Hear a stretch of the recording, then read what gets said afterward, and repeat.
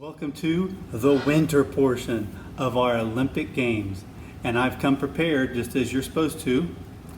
It's a little bit chilly for the winter sports, so always come prepared. Get your cold gear on.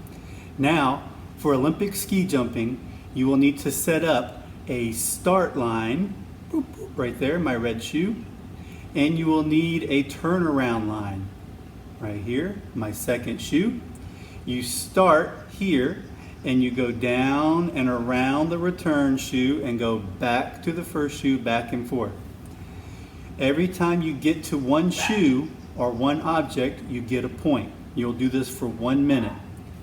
Now, to get started, you have to do one of two things. You either have to tie your shoes together so you're in a ski jumper form, or you can use a trusty bandana and tie it around your ankles so your legs stay together for ski jumping form.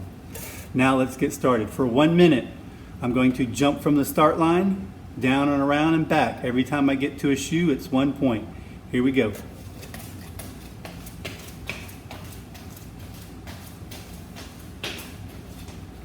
Get your timer ready for 1 minute. And you mark, get set, go. Ski jump. 1, 2, 3, 4, 5. Keep going, keep going, keep going. 1 minute. How many ski jumps can you get? Go for gold. What's up, guys? Welcome back to the Olympics at Home edition. We are now going to have an event that is part of gymnastics. One of the events that the women's gymnastics compete in is the balance beam. So here's our version of the balance beam. So in our version of the balance beam, you're going to have to walk a certain amount of distance. I did about 6 steps away from my starting line. If you look behind me, my starting line is a book on the ground, and my turnaround line, or my finish line rather, is a book right here. So I'm going to balance a book on top of my head, and I have to get it from the start line to the finish line.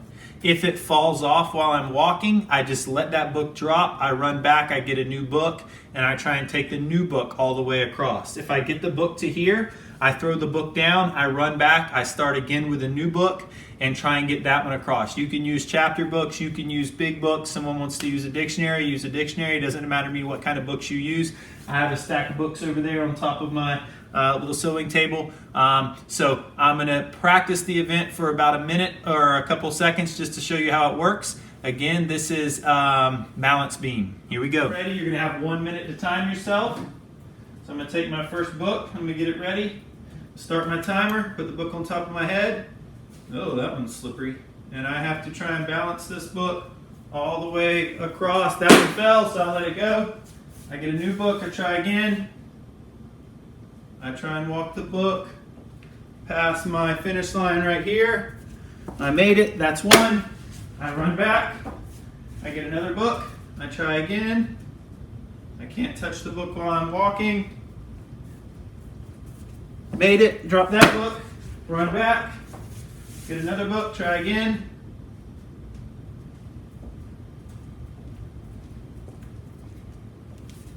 That is the Olympic event balance beam. See how many books you can get from the start line to the finish line in 1 minute exactly. You're gonna have your start line and finish line about 6 steps away. Good luck, RPDS.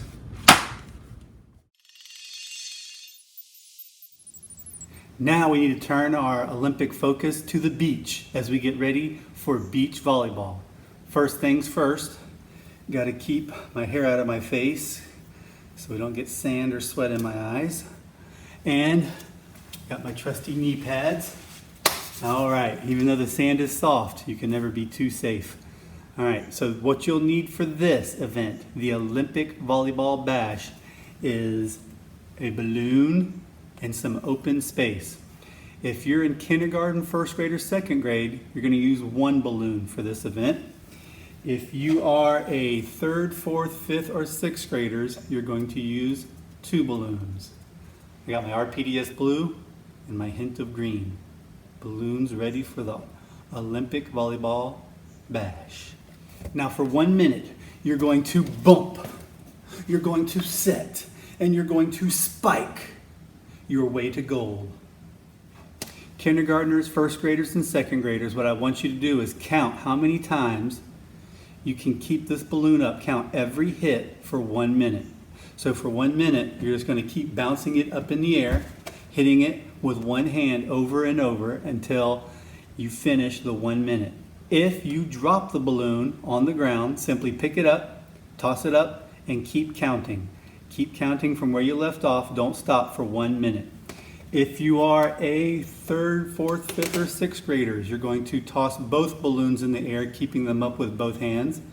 As soon as one balloon hits the ground, you have to stop, pick up the balloon, and restart, but keep your running total. Don't start over with your counting. How many hits can you get in 1 minute? All right, here we go. We're going to show you. All right, first graders, here we go. Ready? Go. 1, 2, 3, 4, 5, 6, 7, 8, and you keep going for 1 minute. Third, fourth, fifth, and sixth graders, here we go. 1, 2, 3, 4, 5, 6, 7, 8, 9, 10, 11, 12, 13, 14, 15, 16. If one hits the ground, stop. Pick it up. Keep going. 16, 17, 18, 19, 20, 21, 22, 23, 24. When the timer runs out, spike for gold.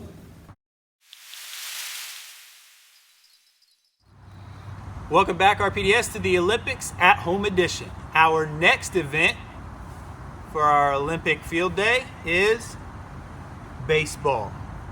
All right, instead of traditional baseball game, we're going to play a little home run derby competition. So I had to get some baseballs together. My baseballs are just a pair of socks that I have taken, putting right next to each other. Then I will fold them inside each other to make kind of a sock ball. So I have 5 pairs of socks right here. I also have created the green monster at Fenway Park. The green monster at Fenway Park is my water hose. I just made a line with my water hose. All right, so we have the green monster at Fenway Park, and then we have home plate way over yonder, which is about 8 of my big steps away. It is just a shoe. All right, what you're going to do is you're going to try and hit home runs with your baseballs. Now, if you are in 3rd through 6th grade, you are going to toss the ball in the air, and then you're going to hit it with your hand like that.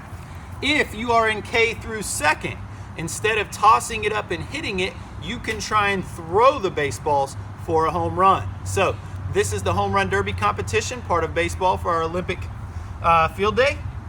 You get 5 baseballs. So once you've hit all 5 of your baseballs or thrown them if you're K through 2nd, then you have to run and get them, bring them back, and do it again and see how many home runs you can get in your 1 minute time limit.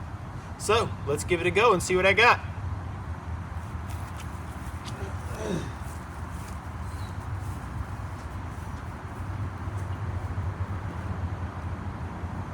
All right, I'm gonna set my timer for 1 minute, and I'm gonna see how many I can hit over the green monster home runs. Are you ready? Go. Oh, 1 home run. 2 home runs.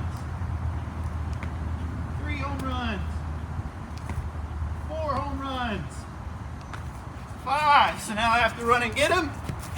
Yeah, 5 for 5. If I was in K through 2nd, instead of hitting home runs like this, I would turn sideways. Everybody get ready.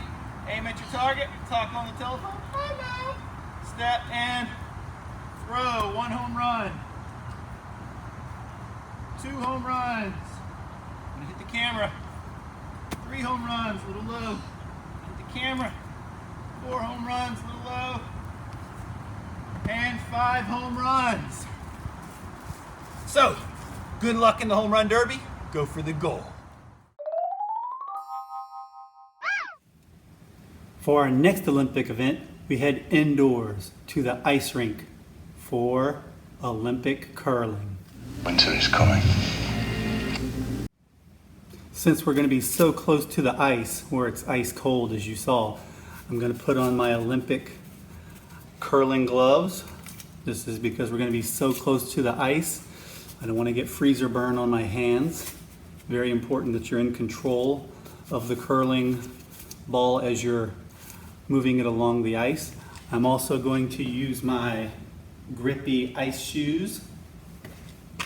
And the other major thing you're going to need for this event is, are you ready for this? A roll of toilet paper. Yes, you heard me. A roll of TP. To start, you're going to need a start line, my first yellow shoe, a finish line, my second yellow shoe, and they are about 5 steps apart. And what you're going to do is you're going to place the roll of toilet paper next to the start line, and you are going to unroll the toilet paper all the way to the second one, turn it around, and go back and forth until the entire roll is empty. Now the trick to the curling in the Olympic sport is you can only use your head to unroll. Now remember, this is our only event that is not 1 minute to win it. You will time yourself to see how long it takes you to unroll the whole roll of toilet paper back and forth. Here we go. On your mark. Get set. Go.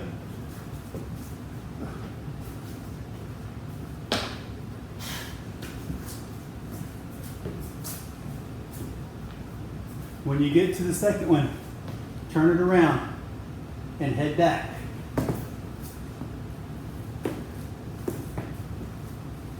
Keep going.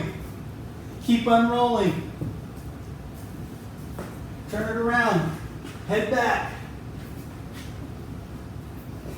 If anything gets in your way, get your broom out and push the ice chunks out of the way. And continue and keep going. How long does it take to unroll a whole roll of TP in Olympic curling?